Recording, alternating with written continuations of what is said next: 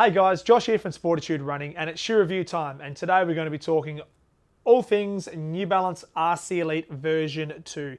It is the middle of May 2021, and this little guy has just landed in our warehouse. And I am super excited to get stuck into this review today because I love what New Balance have done with version 2 in comparison to version 1. So in today's review, we're going to be talking about the outsole, the midsole, the upper, profiling the runner that could be considering this shoe, show you some variances or comparisons between version 1 and version 2, and give you all the information at home that you need to potentially throw this into your race day collection. So without further ado, let's get stuck in. Okay guys, first things first, let's just dial in on the fact that this is a race day shoe. So it's going to be lighter, it's going to be more responsive. So elements of this shoe have been taken out to produce that outcome. So when we're talking about support with racing shoes, we don't really get hung up too much with regards to what is happening underneath the body with regards to the support. Because if you are looking at a race day shoe, you know that you're going to be sacrificing support to generate that fast fit and feel under your body. So whether you're a mild supinator, a neutral foot type, or a mild overpronator, it's more to do with your body's tolerance to lightweight shoes and whether you can sustain having that lack of support underneath your foot from anything from 5 kilometers to 10 kilometers, half marathons or full marathons out on the road. Let's talk all things outsole first up. So when we look at the outsole of the RC Elite version 2 through here, there's a pretty simplistic approach to an outsole technology. When you compare it to the version 1, which landed around about 6 to 8 months ago, so they had a quick turnover with version 1 to version 2, you can see there's quite a bit of difference. So in version 1, New Balance used a technology called Dynaride outsole. So this was an extremely grippy compound underneath the foot through here. And the feedback was so great with this outsole that it was quite of a gutsy move for New Balance to go to an outsole like this, which is quite different. Now, the main reason they did is more to do with the midsole, which we'll get into in 2 ticks. But you can see with the outsole, you've got that exposed fuel cell technology through the midfoot, a little bit of rubber through the back, medial and lateral pods, but mainly through the forefoot, you've got a nice protection through here, plenty of good landing pad space for your midfoot and forefoot runners, but there is enough traction underneath the foot to give you some confidence on the road, whether it be a little bit slippery or obviously dry. And I also can vouch for the fact it's actually pretty stable when you're also turning on the road as well. A couple of my test runs, I took it out the road and I didn't do some aggressive hairpin turns, but certainly some 90-degree turns at pace. It felt nice and stable underneath the foot. So I've got a lot of confidence with what New Balance have produced with the outsole.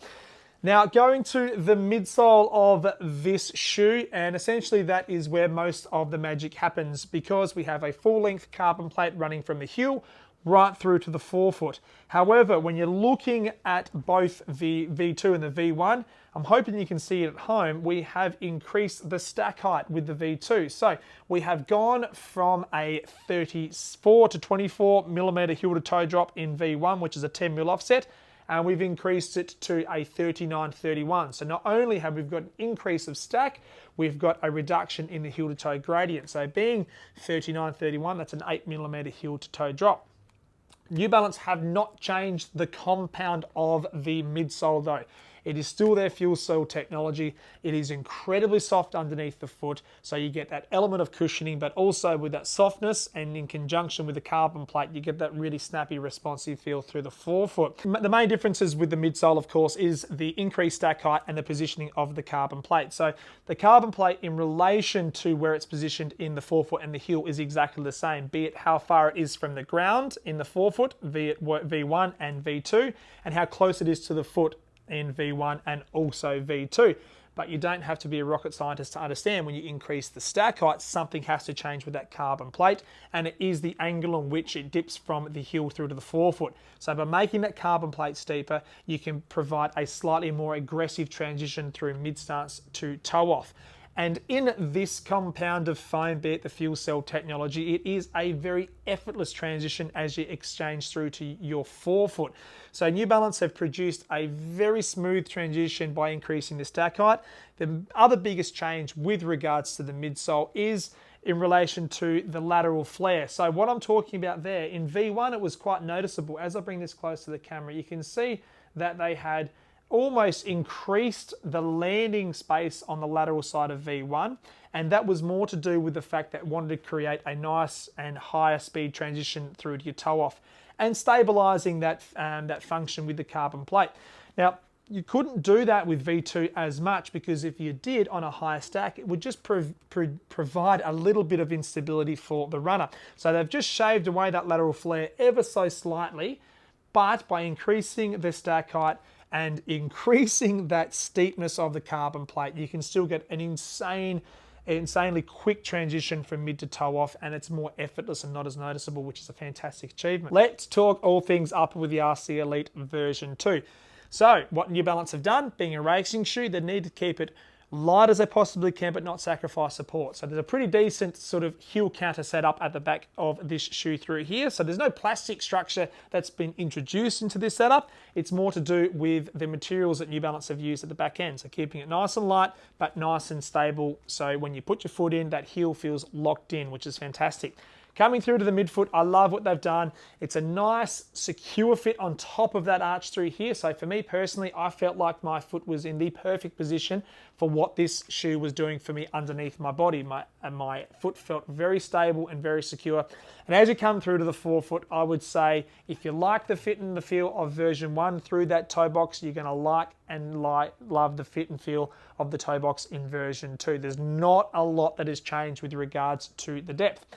The biggest noticeable change is essentially where the laces start and where they finish. So in version 2, the laces start in the exact same position, but they don't quite finish down as far as they do in version 1. So for me personally, you just get a little bit of extra space through that forefoot, but not to contradict what I said a minute ago, it's the same fit and feel through that forefoot. I just like what New Balance have done by getting the appropriate lockdown, by not using too much of that upper to create it with that lacing system, which is fantastic. Okay guys, in conclusion, New Balance RC Elite 2 is a fantastic update. By increasing the stack height to that 39mm heel and 31mm forefoot for that heel to toe offset of 8mm, they have come just under what the World Athletics Association have published as being the legal requirements for stack heights for your road racing. So big tick there.